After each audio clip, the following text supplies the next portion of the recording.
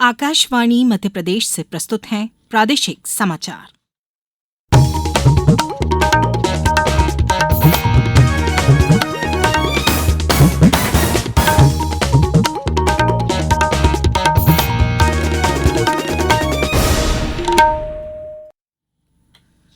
नमस्कार, समाचारों के साथ मैं राना शाहिद। प्रधानमंत्री नरेंद्र मोदी आज सुबह गुजरात के अहमदाबाद सिविल अस्पताल गए और एयर इंडिया विमान दुर्घटना के घायलों से मुलाकात की।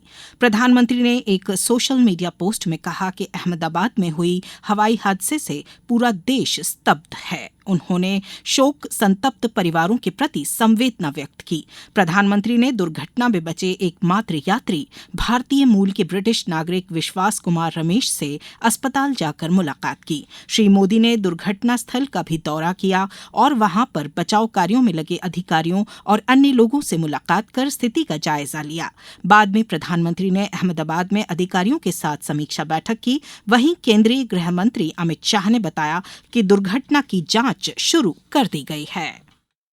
एविएशन डिपार्टमेंट ने अपनी जांच शुरू कर दी है और जांच तेजी से आगे बढ़े इसके लिए भी एविएशन मंत्री जी ने सूचनाएं दी है। मैं फिर से एक बार राहत काम में जिन जिन एजेंसियों ने त्वरा के साथ बचाव और राहत का काम किया वो सभी का धन्यवाद करना चाहता हूं और फिर से एक बार जिन्होंने अपने परिजनों को गंवाया है, हताहत हुए हैं, वो सभी को मनपूर्वक संवेदनाएं व्यक्त करता हूं।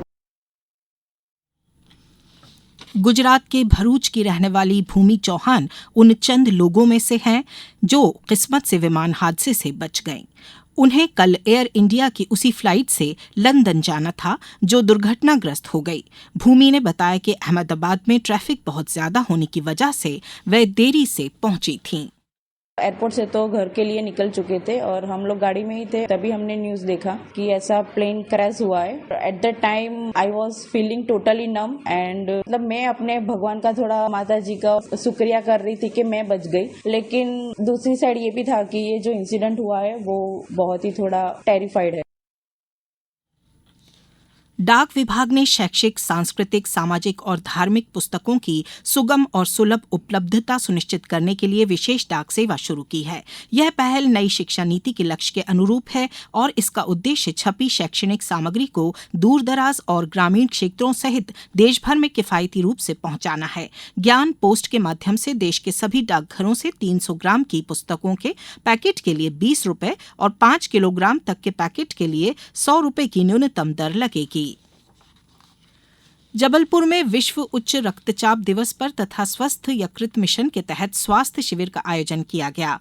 सीएमएचओ डॉक्टर संजय मिश्रा ने बताया कि शिविर में संभागायुक्त कार्यालय के 69 अधिकारियों और कर्मचारियों की स्क्रीनिंग की गई, जिनमें 22 हाइपरटेंशन, 18 डायबिटीज और 12 की यकृत बीमारियों से पीड़ित के तौर पर पहचान हुई।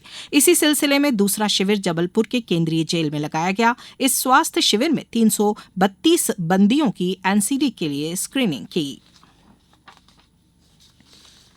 प्रदेश में 15 और 16 जून को भारी बारिश होने की संभावना है। इस दौरान पार्डुना, छिंदवाड़ा, बालाघाट, मंडला, डिंडौरी, अनूपपुर, खंडवा में 2.5 से 4.5 इंच तक बारिश हो सकती है। इसी दौरान मानसून भी प्रदेश में प्रवेश कर सकता है। मानसून के प्रवेश की सामान्य तारीख 15 जून ही है। मौसम विभाग ने भी 15 जून तक दक्षिण पश्चिम मानसून के प्रवेश करने की संभावना जताई है। हालांकि आज उज्जैन, सागर, ग्वालियर, चंबल संभाग के 12 जिलों में लू का अलर्ट है। अब कुछ समाचार संक्षेप में। सामाजिक न्याय व अधिकारिता मंत्री भारत सरकार डॉक्टर वीरेंद्र कुमार खटीक ने कल जल जीवन योजना के तहत दमोह में बन रहे वाटर ट्रीटमेंट प्लांट का निरीक्षण किया। राज्य शासन द्वारा MP state cooperative dairy federation और राष्ट्रीय डेयरी विकास बोर्ड के बीच में सहकारिता अनुबंध के उद्देश्यों की पूर्ति और डेयरी विकास योजना के क्रियान्वयन के लिए राज्य स्तरीय स्टीयरिंग कमेटी का गठन किया है। समिति के अध्यक्ष मुख्यमंत्री होंगे। शिवपुरी जिले में जलगंगा संवर्धन अभियान में लापरवाही बरतने पर जिला पंचायत सीईओ हिमांशु जैन ने संविदा उपयंत्री की सेवा तत्काल प्रभाव से समाप्त कर दी है। इस बुलेटिन में बस इतना ही। अगला बुलेटिन शाम 7:10 पर। नमस्कार।